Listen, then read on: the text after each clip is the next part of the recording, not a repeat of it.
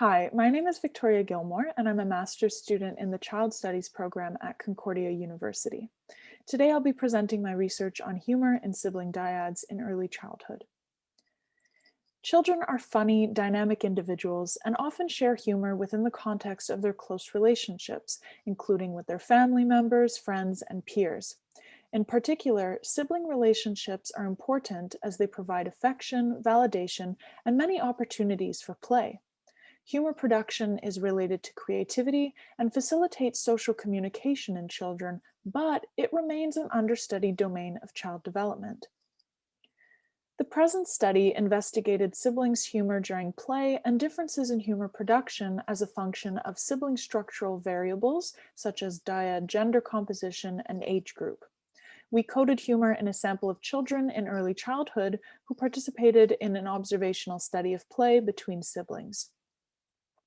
So as for the methods, this sample included 65 focal children from middle-class white families where the mean age was approximately 5 years old.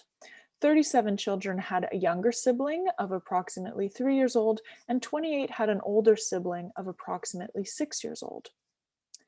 33 sibling dyads included same gender pairs, where 16 were sister pairs and 17 were brother pairs, and 32 mixed gender pairs, where 15 were sister brother pairs and 17 were brother sister pairs.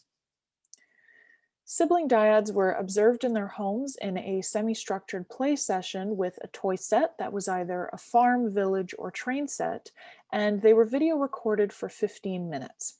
The video recordings and transcripts of the interactions were coded for humor. 7 categories of humor were coded, and other variables of interest included gender composition and age group of the sibling dyad. So the 7 categories of humor that were coded included performing incongruities, sound play, word play, preposterous statements, and humorous anecdotes, which we referred to colloquially as stories, banter, taboo, and clown. So in the following table, you can see all the different humor categories, the description and examples for each, which I will now go through. So for performing incongruities, the description is enacting a conflict between what is normal, expected, and reality. And an example of this from the videos was a child putting the toys on top of the barn and laughing when they all fell off. Sound play is humorous singing and chanting, silly accents, using a gruff voice, or anything of the sort. And an example of this was a child saying, "I like chicky chicky ding ding." Next, wordplay is nonsense words, riddles, and calling something the wrong name. And an example of this was a child saying, "I don't have a crock-a-doodle-doo." Next, stories was creating absurd stories or nonsense sentences.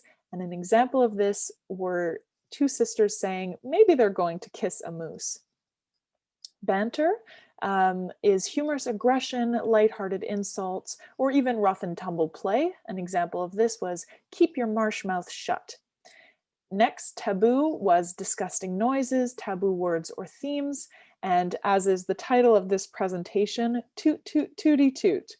And finally, clowning was being silly or having over-exaggerated body movements, dancing, anything like that. An example of this was siblings jumping belly first on the playmat, or the siblings sticking out their tongue and making silly faces in front of the camera.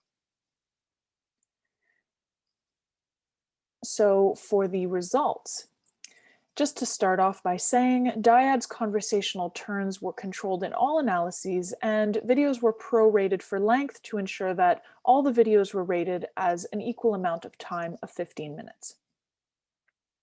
So most sibling dyads in the study produced humor, so 63 out of 65 of the pairs, and the mean number of humor instances in the dyads was around 13. Siblings dyads' total production of humor was positively associated with conversational turns.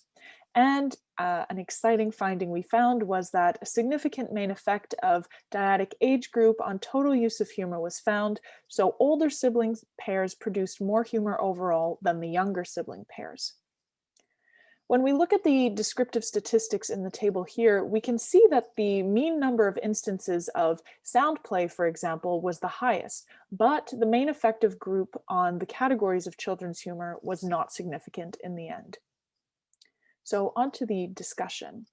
Given the extensive role that humor plays in social communication at all ages, it's important to study its expression, function, and contribution to early childhood relationships during play. So this research demonstrates that the sibling relationship is a very rich context for humor in early childhood and provides a platform for future research to examine the role and function of humor in childhood. So further research will explore differences in humor between siblings and peers, and potential explorations might include differences in humor responses and differences in humor categories between siblings and peers. So as for acknowledgements, I would like to thank Concordia for the support and funding of this research through the Concordia Undergraduate Student Research Award.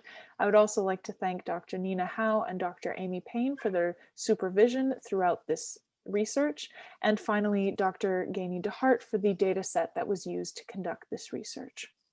So thank you all for listening. Have a wonderful day and enjoy the rest of the presentations. Bye.